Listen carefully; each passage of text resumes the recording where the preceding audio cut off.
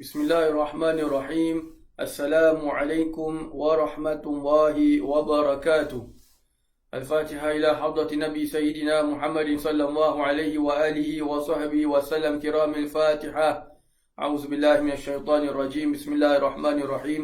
الحمد لله رب العالمين الرحمن الرحيم مالك يوم الدين. إياك نعبد وإياك نستعين. اهدنا الصراط المستقيم صراط الذين أنعمت عليهم غير المغضوب عليهم ولا الضالين آمين. بسم الله الرحمن الرحيم. الحمد لله الذي هدانا لهذا وما كنا لنهتدي لولا أن هدانا الله. الحمد لله رب العالمين حمدا يوافي نعمه ويكافئ مزيده. أشهد أن لا إله إلا الله وحده لا شريك له، وأشهد أن سيدنا محمدا عبده ورسوله. اللهم صل وسلم على سيدنا محمد مفتاح باب رحمة الله عدد ما في علم الله، صلاة وسلاما دائمين بدوام ملك الله، وعلى آله وصحبه عدد كل ذرة ألف مرة. اللهم صل وسلم على نور الأنوار وسر الأسرار وترياق الأغيار ومفتاح باب اليسار، سيدنا ومولانا محمد المختار وآله الأطهار وأصحابه الأخيار عدد نعم الله وإفضاله. سبحانك لا علم لنا إلا ما علمتنا إنك أنت العليم الحكيم. رب اشرح لي صدري ويسر لي أمري واحلل عقدة من لساني يفقه قولي. أستغفر الله العظيم الذي لا إله إلا هو الحي القيوم وأتوب إليه. أما بعد. Alhamdulillah, para jemaah yang dirahmati Allah sekalian, kita bersyukur kepada Allah Subhanahu wa taala atas limpahan nikmat-Nya kepada kita yang terus-menerusnya, yang berterusan, sehingga kita masih lagi diberikan kesempatan oleh Allah Subhanahu wa taala untuk dapat sama-sama kita mendengarkan dan juga mempelajari sebahagian daripada sirah baginda Nabi sallallahu alaihi wa alihi wa sahbihi wasallam, dan termasuk juga dengan mengambil manfaat dan mengambil pelajaran daripada sirah baginda. Semoga Allah Subhanahu wa taala terus memberikan kepada kita kesempatan yang mulia seperti ini. Semoga Allah Subhanahu wa taala terus memberikan kepada kita nikmat kelapangan waktu dan juga nikmat kesihatan, di mana dengannya juga kita dapat mendatangi dan juga memuatkan masa kita untuk mendengarkan sirah Nabi sallallahu alaihi wasallam. Dan semoga Allah Subhanahu wa taala memanfaatkan ilmu-ilmu tersebut. Semoga Allah Subhanahu wa taala menerima amalan-amalan kita. Semoga Allah Subhanahu wa taala mematikan kita semua dalam keadaan husnul khatimah. Amin ya rabbal alamin. Alhamdulillah, para jemaah yang dirahmati Allah sekalian, kita kembali dalam pelajaran sirah nabawiyah, di mana pada minggu yang lalu kita telah membahaskan tentang perkara berkaitan dengan bukti yang nyata bahawa wahyu itu benar-benar datang daripada Allah Subhanahu wa taala, bukanlah daripada apa yang Nabi bayangkan. Dan telah kita lalui, ianya dapat diringkaskan kepada 4 poin, yang di mana saya dapat ringkaskan pada malam ini. Yang pertama itu adalah bahawa ada perbezaan di antara hadisnya Nabi sallallahu alaihi wasallam dan firman Allah Subhanahu wa taala, iaitu Al-Quran. Itu yang pertama. Yang kedua adalah terkadang Nabi sallallahu alaihi wasallam, apabila baginda itu terkadang ditanya, maka Nabi tidak menjawab soalan-soalan tersebut. Sehinggalah apabila wahyu turun memberitahu tentang jawapan soalan tersebut, barulah Nabi SAW akan memberikan jawapannya. Itu yang kedua. Yang ketiga, kita sedia maklum bahawa Nabi SAW adalah seorang yang ummi. Yang ini tidak reti membaca dan juga menulis. Dan juga pengetahuan tentang nabi-nabi yang terdahulu itu ada tertulis dalam kitab-kitab. Bagaimana mungkin Nabi SAW mengetahui sejarah-sejarah nabi-nabi yang terdahulu hanya dengan berupa bisikan hati?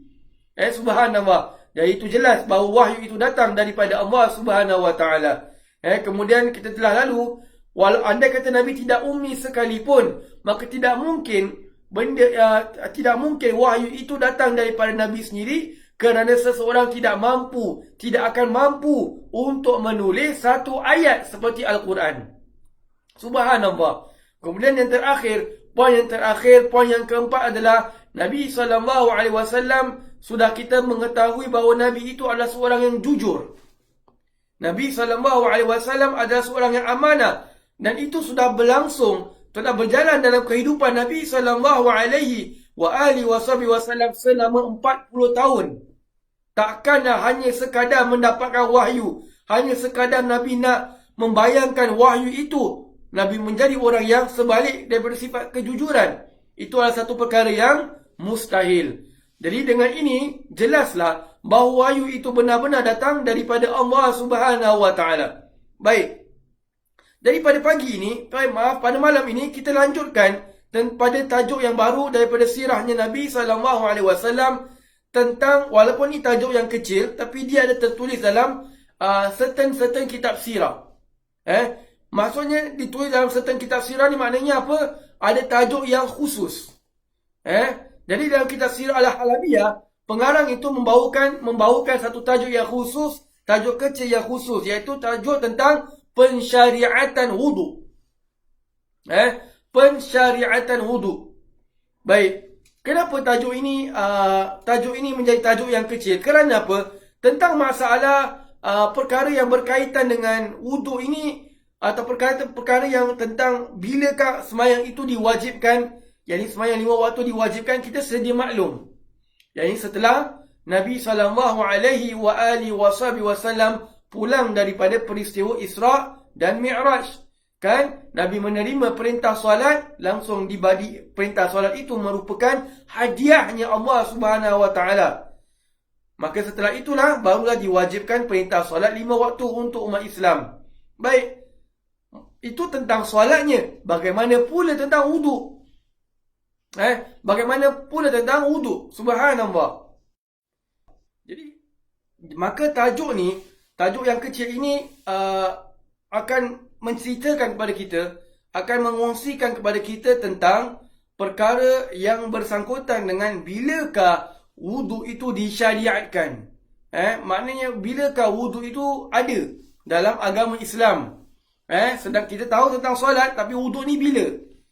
Kalau ayat tentang wudu, itu diturunkan setelah Nabi SAW hijrah ke Madinah. Nanti kita akan lalu bab tu. Tapi pensyariatan wudunya itu berlaku ketika Nabi sebelum hijrah lagi. Subhanallah. Jadi wudu ni nak beritahu pada kita tentang kepentingan seseorang itu menjaga wudu. Subhanallah. Wudu itu adalah cahaya bagi orang-orang yang beriman. Wudu itu adalah cahaya bagi orang-orang yang beriman. Subhanallah. Sebab tu amalan menjaga wudu ni adalah amalan yang kita nampak senang, tapi susah. Nampak senang. Alah, ustaz jaga wudu je. Daripada subuh saya angkat wudu. Lepas tu kalau anda kata terbuang angin ke, nak ada qada hajat ke, saya buang angin, saya angkat wudu. Lepas istinja, saya angkat wudu. Cakap memang senang. Try 3 hari je cukup. Penat. Selagi mana kita masih dalam wudu, selagi itu pahala kita berjalan. Subhanallah. Tapi nak menjaga wudu itu satu amalan. Nak istiqamah dalam keadaan berwudu, itu adalah satu perkara yang susah. Susah macam mana? Every time kita terbuang angin je, angkat wudu. Batal je angkat wudu. Subhanallah. Tengah-tengah malam tersadar je angkat wudu. Pasal wudu dah batal bila kita tertidur. Selalu bila kita batal wudu je angkat. Subhanallah. Tu perkara yang susah. Tapi orang yang melawan hawa nafsunya, istiqamah dalam menjaga wudunya, maka dia itu ada keberkatan. Subhanallah. Ada di antaranya faedah mengatakan bahawa orang yang menjaga wudu itu, maka Allah jaga mukanya. Menjaga mukanya maknanya apa? Selalu nampak awet muda.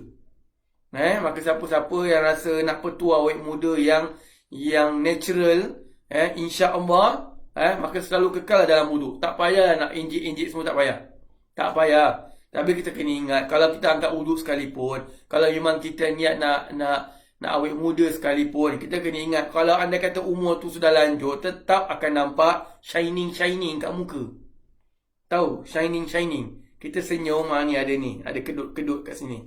Subhanallah, itu adalah perkara yang biasa, normal. Kita tak boleh nak melawan, tak boleh nak menyalahkan Allah. Ya Allah, kasihlah aku muka aku muda balik. Tak boleh. Tak kasihlah aku wajah remaja balik. Tak boleh. Dan memang macam gitulah umur orang, manusia itu akan beralih.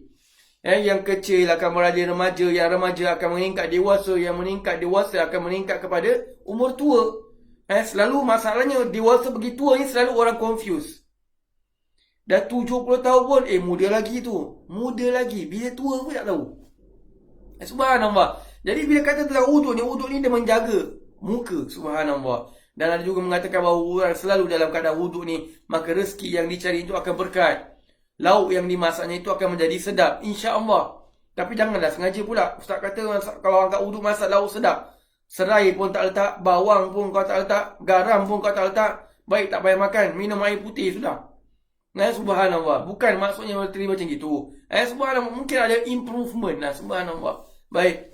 Balik pada tentang syariat wuduk ni mengatakan, tentang ini diambil daripada kitab Sirah Al-Halabiyah, di mana pengarang mengambil daripada kitab Imam Ibn Ishaq. Selalunya perkataan Imam Ibn Ishaq ni kita akan biasa jumpa kalau kita baca kitab Sirah Ibn Hisham rahimahullah ta'ala. Jadi dalam sirah beliau tu mengatakan, ketika mana pertama kali solat diwajibkan ke atas Rasulullah SAW, yakni solat sebelum peristiwa Isra wal Mi'raj. Nanti kita akan lalu semayang apa tu? Ketika perintah solat yang pertama kali diwajibkan ke atas Nabi SAW, yakni sebelum perintah solat 5 waktu, yakni sebelum peristiwa Isra wal Mi'raj, malaikat Jibril alaihi salam mendatangi Nabi SAW, mendatangi Nabi di atas gunung Mekah. Mendatangi Nabi itu berada di atas gunung Mekah.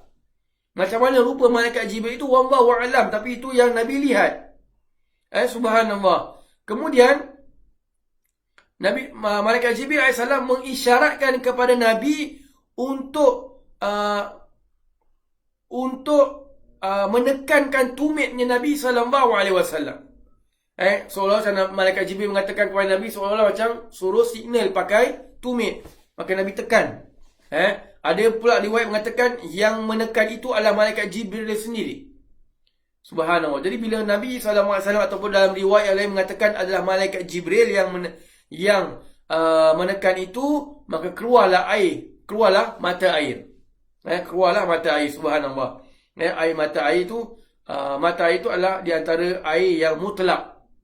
Air yang mutlak, bermakna air yang natural. Air yang mutlak ini bermakna air inilah yang sah untuk digunakan angkat wudu, istinja, mandi dan sebagainya. Subhanallah. Baik. Maka setelah itu malaikat Jibril AS berwudu, sementara Rasulullah SAW melihatnya. Setelah itu malaikat Jibril AS berwudu. Berwudu, kemudian bila malaikat Jibril ini sedang angkat wudu, Nabi SAW melihat. Seolah-olah malaikat Jibril AS sedang mengajarkan Nabi SAW bagaimanakah cara untuk berwudu. Bagaimanakah cara untuk bersuci. Subhanallah. Maka Nabi SAW pun melakukan wudu seperti mana wudu itu dilakukan oleh malaikat Jibril AS. Tentang cara wudu yang ditunjukkan oleh malaikat Jibril AS kepada Nabi SAW ini ada selisih ulama. Selisihnya pada apa? Sama ada malaikat Jibril AS hanya mengangkat yang wajib sahaja, bermakna basuh muka, tangan, usap kepala dan kaki, ataupun malaikat Jibril AS bermula daripada membasuh tangan sampailah mencuci kaki dengan bilangan 3 kali. Dekat sini memang ada selisih di antara para ulama. Wallahu a'lam. Tapi tentang sama ada dia komplit dengan sunatnya sekali ataupun hanya yang wajib saja, itu perselisihan ini tidak mendatangkan apa-apa efek kepada apa pengamalan kita seharian. Maknanya apa? Tak kisahlah sama ada malaikat Jibril AS itu ajar yang wajib saja ataupun ajar sunat dengan wajib saja, namun tetap syariat wuduk itu diadakan di Mekah. Dimulakan di Mekah. Manakala wuduk yang sekarang ini adalah apa yang ditunjukkan oleh Nabi SAW, yang dimulakan basuh tangan, komo-komo dengan masukkan air ke dalam hidung dan keluarkannya kembali dan seterusnya. Yang penting kita buat cara yang seperti itu. Subhanallah. Emergency, waktu sempit dan sebagainya, boleh buat yang wajib saja. Subhanallah. Baik. Dan terutama kalau kita nak angkat wuduk itu, keadaan itu sedang musim sejuk, hujan lebat. Kalau kita kita tinggal di luar negara, saya waktu berada di Hadramaut sana, waktu saya berada di Mesir sana, itu sejuk betul. Sampai 5 degree. Subhanallah. Jadi kalau kita angkat wuduk tu, subhanallah, kita boleh bayangkan dia punya sejuk tu. Lagi kita susah angkat wuduk kerana kesejukan, maka lagi besar pahalanya. Pasal kita berat ujian tersebut, berat nak lakukan ibadat tersebut, kita tetap melakukannya. Sebab lawan kita punya sejuk. Subhanallah. Baik. Kemudian setelah selesai angkat wuduk, setelah Nabi SAW pun selesai angkat wuduk juga, maka malaikat Jibril AS berdiri dan melakukan solat 2 rakaat. Malaikat Jibril AS berdiri melakukan solat 2 rakaat. Dan Rasulullah SAW juga solat sebagaimana solat yang dilakukan oleh malaikat Jibril AS. Jadi pendek kata, bahasa kita nak senang faham, malaikat Jibril adalah imam dan Nabi SAW adalah makmumnya. Malaikat Jibril adalah imam dan Nabi SAW adalah makmumnya. Subhanallah. Ajarkan kepada Nabi SAW bagaimana tata cara mengangkat wuduk dan bagaimana untuk melakukan solat.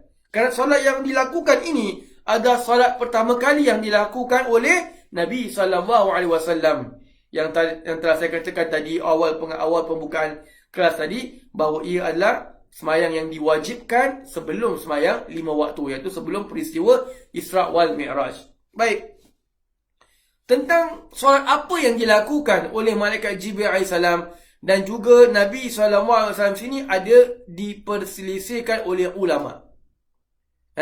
Diperselisihkan oleh ulama sejarah. Ada yang mengatakan adalah semayang yang diwajibkan ini adalah semayang 2 rakaat sebelum terbit matahari dan 2 rakaat sebelum terbenam matahari.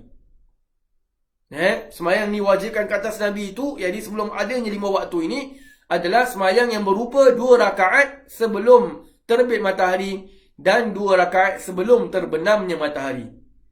Subhanallah. Jadi kalau kita nak fikir ni macam seolah-olah seperti semayang subuh dengan semayang asar. Kan? Subhanallah. Baik. Dan Nabi SAW setelah itu, Nabi SAW melakukan solat menghadap ke arah Hajarul Aswad. Setelah peristiwa Nabi SAW diajarkan oleh malaikat Jibril AS, Nabi setelah itu solat di Kaabah. Nabi solat di Kaabah menghadap ke Hajarul Aswad. Menghadap ke Hajarul Aswad. Bermakna, dalam erti kata yang lain, Nabi SAW jika mana solat menghadap ke Hajarul Aswad, bermakna Nabi SAW tidak menghadap ke Baitul Maqdis ketika berada di Mekah sebelum perintah solat 5 waktu diwajibkan.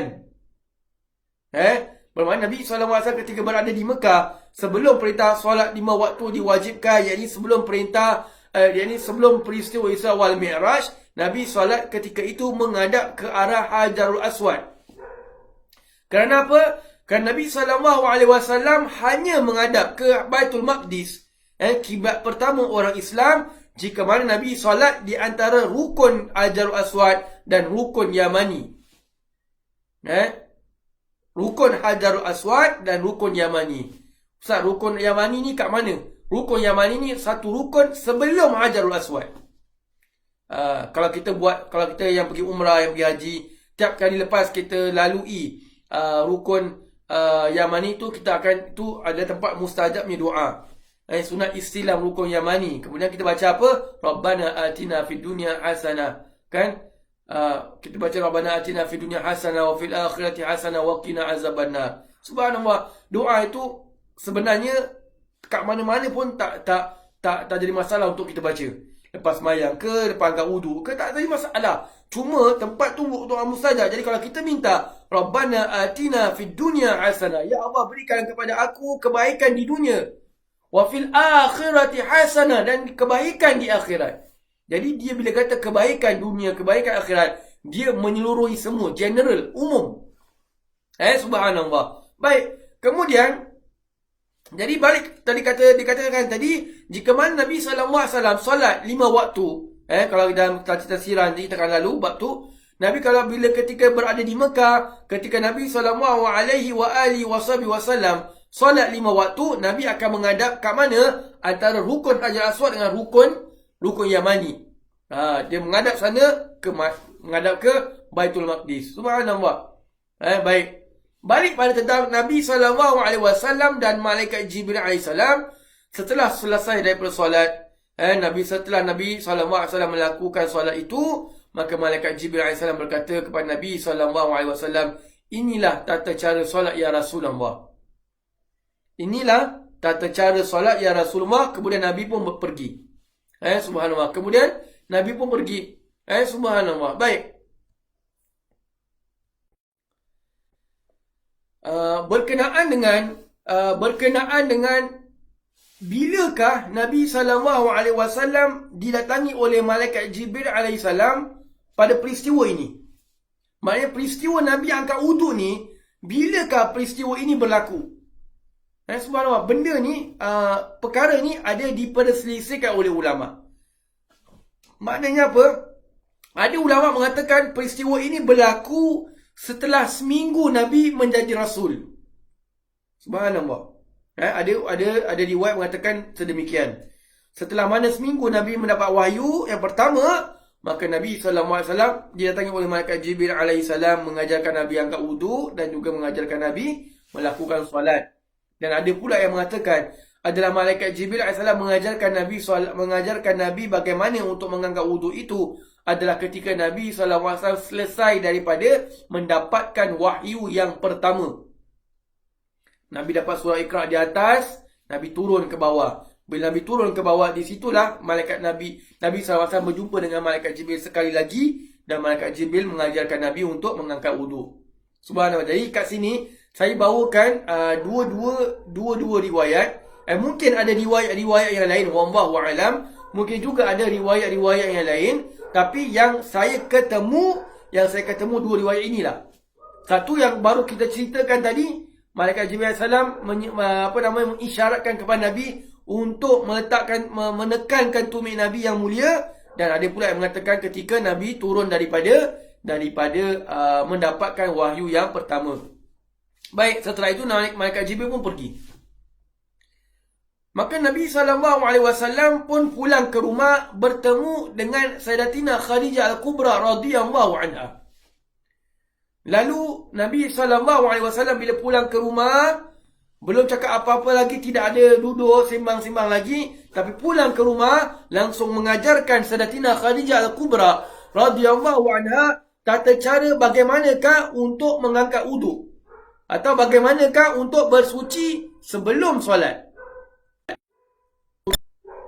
Maka Nabi SAW mengajarkan. Jadi daripada hal ini kita dapati bahawa sebelum kita nak melakukan solat, kita mesti ada wudu. Sama ada betul-betul sebelum nak sembahyang tu kita angkat wudu, ataupun memang kita sedia ada wudu. Yang penting kita bukan dalam hadas kecil. Subhanallah. Jadi itu syarat. Sebelum solat mesti ada wudu. Syarat sah sembahyang mesti dalam keadaan suci daripada hadas kecil dan juga hadas besar.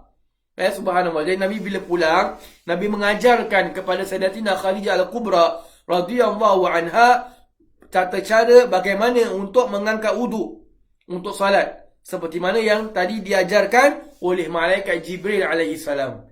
Kemudian Nabi SAW pun salat seperti solat yang dilakukan oleh Malaikat Jibril AS, dan Nabi mengimamkan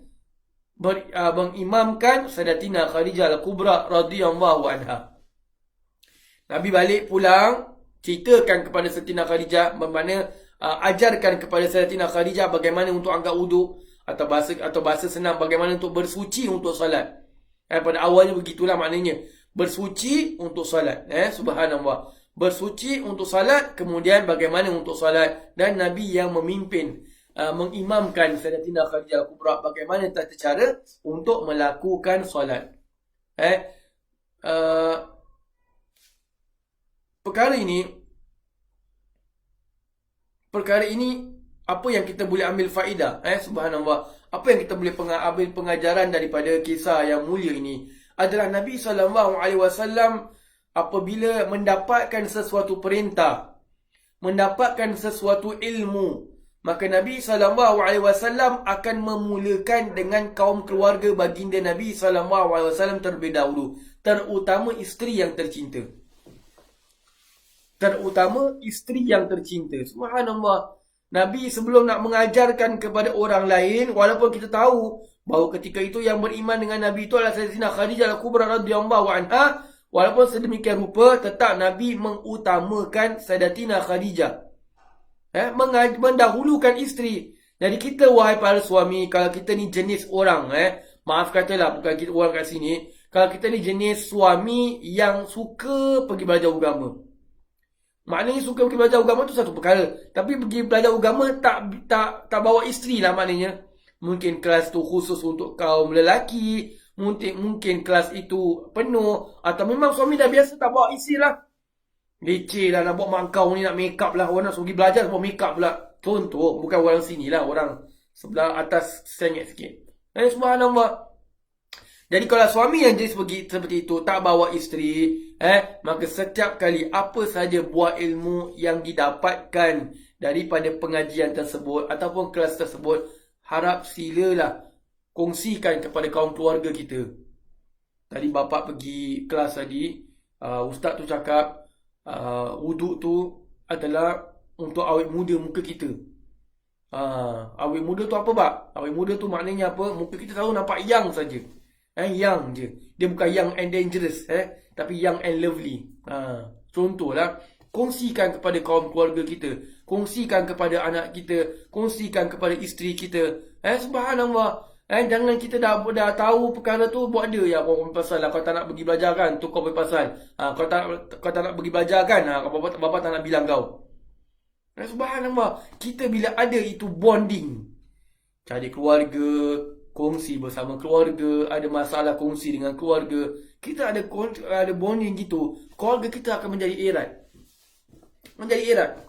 Subhanallah. Kita berinteraksi dengan anak-anak kita, dengan keluarga kita. Subhanallah. Bila kita ada seperti itu, anak-anak kita juga akan berinteraksi dengan kita, apa masalah-masalah yang mereka hadapi. Subhanallah. Jadi dia bukan satu way saja, dia two way. Kita tak boleh harapkan anak kita saja dengan kita macam itu. Kita nak kena mulakan. Subhanallah. Dan anak-anak juga, kalau kita nampak perubahan kepada mak bapak kita, berikan mereka peluang. Jangan kita nampak mak bapak kita nak berubah, kita sudahlah sekarang baru nak berubah. Aku dah umur 15 tahun, dah 18 tahun baru nak berubah. Dulu aku kecil-kecil asyik bedal aku je, asyik marah tengking je. Jangan macam gitu. Subhanallah. Selagi mana hayat masih dikandung badan, roh masih ada dalam jasad kita, kita masih diberikan oleh Allah umur, kekuatan, umur yang muda, kita kena sama-sama mikidap sama-sama. Subhanallah. Itu cara yang sebenar. Bukanlah kita mengharapkan anak kita saja datang kat kita, ataupun kita cuma mengharapkan mak bapak kita saja datang kat kita. Jangan begitu. Subhanallah. Jadi dia kena main, dua-dua belah pihak kena mainkan peranan. Subhanallah. Jadi inilah yang ditunjukkan oleh Nabi SAW berkenaan dengan akhlak kekeluargaan. Siti Khadijah radhiyallahu anha, kalau tadi kita dengar peranan si suami. Peranan suami itu mendapatkan ilmu, mendapatkan perintah, mengajarkan perintah, mengajarkan soalan sebagainya, dikongsikan kepada isteri, anak-anak. Isteri dan anak-anak juga hendaklah menunjukkan kegembiraan, menunjukkan interest, menunjukkan kesukaan, interesting. Really nak dengar, menunjukkan, orang kata, menunjukkan seperti penghargaan, menghargai, appreciation. Menunjukkan bahawa isteri dan anak-anak itu kenalah menunjukkan sebagai orang yang dahaga dengan perkara yang diperintahkan kepadanya. Janganlah isteri bila suami nak share, suami pun dah dengar, ni pun suami pun nak berubah juga. Suami nak dengar pula, suami nak cerita pula, yang isteri pula, ya, oh macam gitu je. Oh, angkat uduk macam gitu Oh, awet muda je. Oh, lepas tu dah isteri pun tidur. Isteri jangan macam gitu. Suami dah nak menunjukkan rasa Miki dah nak menunjukkan sifat yang baik, akhlak yang baik, nak berubah. Maka isteri dan anak-anak pun kena tunjukkan juga perasaan yang sama. Bermakna isteri juga nak kena tunjukkan perasaan suka. Kerana Siti Khadijah tu bila Nabi SAW menceritakan, memberitahu tu, Siti Khadijah excited dengan perintah yang dibawakan oleh Nabi SAW. Siti Khadijah gembira, subhanallah. Kalau dalam kitab tu dia menuliskan bahawa Siti Khadijah itu diselimuti dengan kegembiraan. Sayyidatina Khadijah Al-Kubra radhiyallahu anha dalam kitab menuliskan beliau itu diselimuti dengan kegembiraan. Bila bahasa Arabnya seperti itu, diselubungi, diselimuti dengan kegembiraan, kita maknanya nak fahamkan pada kita terlalu gembiranya Siti Khadijah Al-Kubra radhiyallahu anha. Jadi itulah peranan isteri dan anak-anak juga seperti itu. Dengar suami nak cerita, bapa nak cerita, anak kena dengar, pay attention. Jangan nak duduk main handphone, jangan nak masih tengok TV. TV tu matikan, handphone tu taruh tepi. Bapa nak cakap pasal apa, benda yang bapa nak share. Jadi dua-dua ada communication, subhanallah. Bapa pun nak share ni, share pun dengan cara yang baik lah. Jangan, korang semua dengar ni, bapa nak cakap. Tahu tak tadi, bapa pergi masjid, bapa dengar ni ustaz ni kata, jangan korang semua jangan macam-macam Bapa kalau macam gitu, anak lari. Subhanallah. Bapa kalau rasa macam gitu, baik register bagaimana nak menjadi singa. Subhanallah, baik register macam gitu. Subhanallah, bapa pun nak kena belajar. Bapa pun nak kena faham bagaimana Nabi SAW dengan keluarga. Bagaimana keluarga dengan Nabi SAW. Jadi kita tak boleh just mengharap satu part. Bukan nak mengharapkan anak saja, bapa pun goyangkan kita. Kita kena ingat, wahai suami-suami yang mendengar, termasuk diri saya juga, kita kena ingat bahawa kita ini manusia. Bila kata manusia, kita ada silap. Tu kita kena ingat. Bila kita kata kita manusia, kita kena mengaku, kita kena insaf bahawa diri kita ini mempunyai kesilapan-kesilapan. Bila kata kita mempunyai kesilapan-kesilapan, bermakna kita kena siap untuk menerima teguran. Siap untuk diberitahu oleh anak-anak. Siap untuk diberitahu oleh isteri bahawa kita ada tersilap dalam membuat perkara A, perkara B. Jadi bila kita mengaku kesilapan tersebut, kita tahu, oh lama aku tersilap, bapa sebenarnya tak sepatutnya buat macam gini. Anak-anak tahu bahawa bapa ni boleh jadikan orang yang untuk dijadikan sandaran. Kerana anak tahu, kalau cakap dengan bapa gini, bapa akan boleh terima. Tak ada kata bapa, tak ada. Mana kau ni budak-budak, mana kau tahu aku lagi makan garam dulu daripada kau. Subhanallah, isteri pula tegur suami, wah dah pandai melawan saya suami tau. Saya kau tak reda awak tak masuk syurga tau. Kalau suami ada bersikap macam gitu, bagaimana rahmat nak ada dalam keluarga kita? Kasih sayang macam mana? Kita kena membezakan di antara kasih sayang dan ketakutan. Kasih sayang dan ketakutan, kita nak kena bezakan. Kasih sayang tu, bila kita nampak, IC kita nampak kita, anak-anak kita nampak kita sebagai seorang suami, dia melihat kita dengan penghormatan. Melihat kita dengan kasih sayang. Melihat kita dengan boleh jadikan macam kawan, boleh jadi macam best friend. Kasih sayang. Pasal tahu dia anak itu kalau berikan satu cadangan atau memberikan satu teguran yang baik, bapa tu boleh terima. Oh, bapa macam gitu oh, bapa salah lah. Bapa minta maaf lah bapa salah, insya-Allah bapa cuba elakkan buat perkara seperti itu lagi. Subhanallah. Tu kasih sayang, menghormati. Kalau bapa tak ada rindu bapa, macam kenapa bapa tak belum balik lagi ni? telefon bapa, isteri pun begitu juga kat rumah. Subhanallah. Kalau ketakutan is different. Menghormati kerana takut dimarahi. Itu namanya ketakutan. Itu namanya ketakutan. Kita menghormati bapak kita kerana takut kita kena marah dengan bapak kita. Kita takut nak kasih idea kat bapak kita pasal kita takut kena marah dengan bapak kita. Kita takut nak tegur bapak kita pasal kita takut kena marah dengan bapak kita. Isteri pula takut nak tegur isteri pula takut nak tegur suami kerana nanti kena dimarahi oleh suami. Takut dipukul oleh suami. Takut diherdik oleh suami. Subhanallah. Suami harap pertimbangkan. Cuba fikirkan. Anak-anak aku ni, isteri aku ni jenis yang mana? Kalau kita rasa kita tak boleh nak fikirkan. Ada kan perancangan, ada kan mesyuarat antara kaum keluarga kita anak beranak. Terangkan kepada mereka, explainkan kepada mereka. Explainkan, terangkan apa? Nak tahu ni sama ada mereka ni takut dengan kita ke atau menghormati kita. Subhanallah, perkara ni penting. Walaupun saya cakap ni, benda ni tak ada kena-mengena dengan sirah yang sedang kita bacakan. Ni cuma yang kita tahu ni Siti Khadijah gembira. Tapi kita boleh ambil macam-macam. Kita boleh keluarkan mutiara-mutiara daripada sepanjang kisahnya Nabi SAW. Subhanallah. Semoga Allah SWT memberikan kepada kita keluarga yang sakinah, mawaddah, kasih sayang, penuh dengan penghormatan, menghormati antara satu sama lain. Semoga Allah SWT memberkati keluarga kita, merahmati keluarga kita dan mengeratkan hubungan antara keluarga kita. Semoga Allah SWT mematikan kita semua dalam keadaan husnul khatimah. Amin ya rabbal alamin. Wallahu a'lam bisawab. Kita tutup dengan surah Al-Asr dan tasbih kafaratul majlis.